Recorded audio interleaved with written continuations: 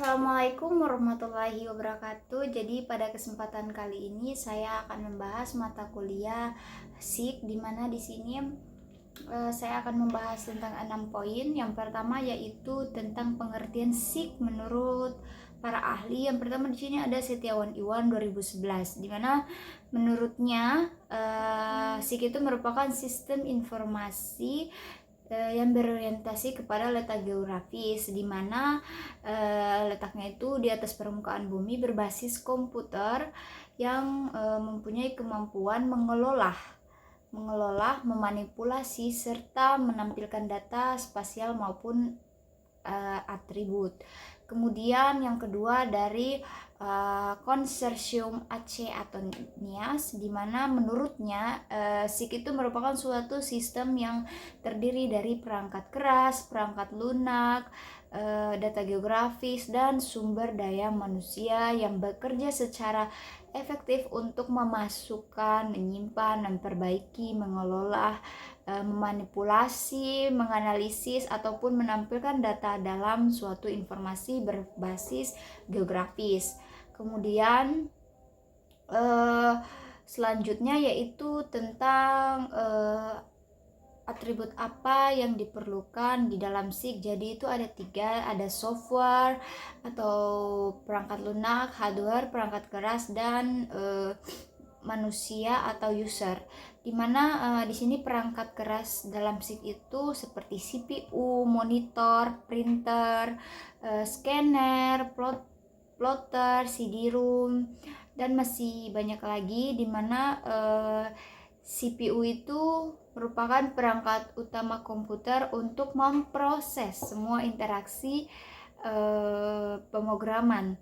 Terus visual display unit, di mana visual display unit ini berfungsi untuk sebagai layar monitor untuk menampilkan hasil program dari CPU. Lalu ada disk drive, di mana disk drive ini bagian dari CPU yang menghidupkan suatu program. Lalu ada tape drive, di mana tape drive juga itu merupakan bagian CPU yang menyimpan data hasil pemrosesan. Terus ada digit zipper, di mana alat ini mengubah data teristis menjadi data digital. Jadi itu gunanya untuk mengubah data menjadi data digital. Kemudian printer itu alat untuk mencetak atau menghasilkan hasil dari program yang diinput dari CPU, namun dalam skala kecil. Sedangkan kalau plotter sama halnya seperti printer, tetapi untuk skala outputnya itu dia menggunakan skala yang lebih besar. Kemudian untuk perangkat lunak atau software, jadi perangkat lunak yang digunakan untuk SIK itu ada beberapa, yang maupun yang tidak berbayar maupun yang berbayar. Contohnya seperti QGIS atau ArchView, dan masih banyak lagi. Kemudian manusia atau user, jadi manusia dalam SIK itu sangat diperlukan karena manusia itu merupakan pelaksana yang bertanggung jawab dalam mengumpulkan, memproses, menganalisis, dan mempublikasikan data geografis, di mana manusia ini merupakan pengolah data hasil lapangan untuk selanjutnya diproses dan dibuat menjadi sebuah peta yang digunakan untuk keperluan tertentu dan fungsi-fungsi tertentu. Kemudian yang 3, kegunaan layers dalam SIK. Jadi layer dalam SIK itu sangat berfungsi sekali. Kenapa? Karena ketika kita mengambil gambar letak geografis, kan pasti kita kesusahan dalam menggambarnya secara digital. Mengapa? Karena bertumpukan kan antara warna-warnanya ataupun bagian-bagian struktur dari geografis bumi. Jadi dengan adanya layar itu kita bisa menggambar letak geografis secara layar-layar. Jadi kita bisa pisahkan antara misalnya perbukitan, semua layarnya itu isinya perbukitan. Terus untuk jalan raya nanti layarnya khusus jalan raya semua. Begitupun kayak misalnya struktur tanah. Nah, layernya di situ juga satu layer itu khusus untuk struktur tanah. Nah, itulah kegunaan layer dalam SIG, dapat mempermudah pada saat kita melakukan penggambaran geografisnya.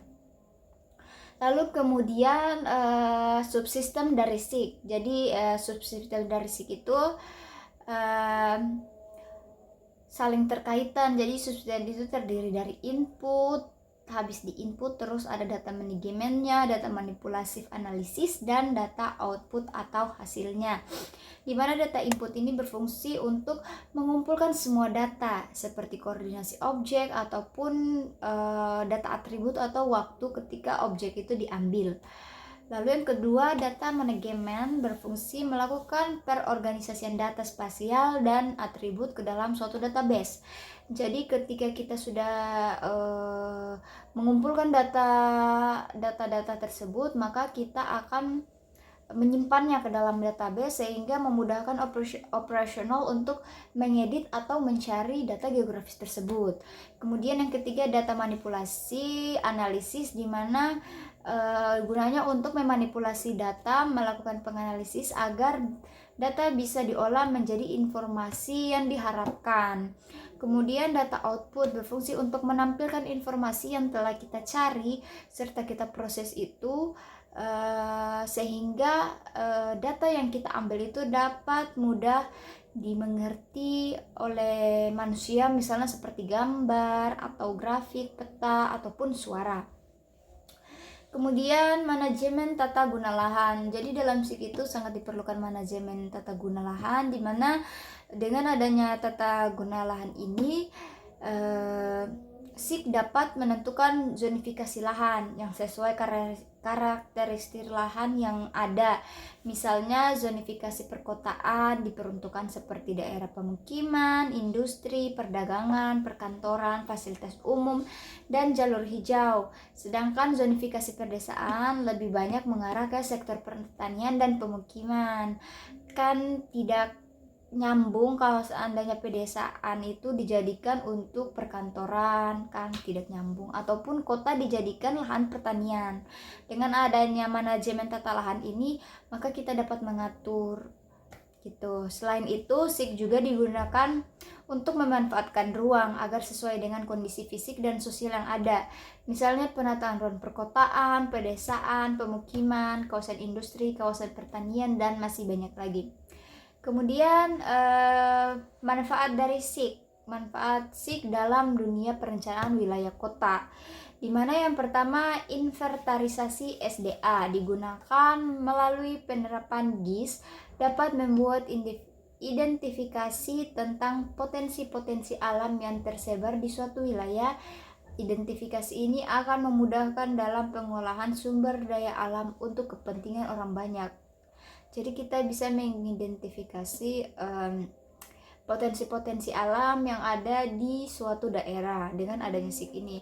Terus disaster management, di mana aplikasi SIG ini digunakan untuk melakukan pengolahan rehabilitas pasca bencana. Jadi gini, kalau habis ada bencana terus kan pasti struktur tanah ataupun letak geografisnya akan berubah begitu kan. Dengan adanya disaster management itu kita dapat mengatasi masalah tersebut. Lalu ada penataan ruang dan pembangunan sarana dan prasarana. Nah, dalam hal ini dapat berbentuk banyak hal seperti analisis dampak lingkungan, daerah resapan air, kondisi tata ruang kota, dan lain hal. Penataan ruang dengan bantuan SIG dapat meminimalisir terjadinya banjir, kemacetan, dan kendala perkotaan maupun pedesaan. Lalu yang keempat itu investasi bisnis dan ekonomi. Dengan adanya peta informasi daerah dapat membantu kita para masyarakat menentukan arah kira-kira bisnisnya di lokasi geografis ini bagusnya bisnis apa. Misalnya seperti di pedesaan itu bisnis yang bagus dilakukan itu seperti pertanian gitu kan. Kalau di perkotaan kan tidak mungkin kita bangun usaha pertanian di perkotaan ya. Ya mungkin itu saja penjelasan dari saya, lebih dan kurangnya mohon dimaafkan. Saya akhiri dengan ucapan wabillahi taufiq walhidayah. Wassalamualaikum warahmatullahi wabarakatuh.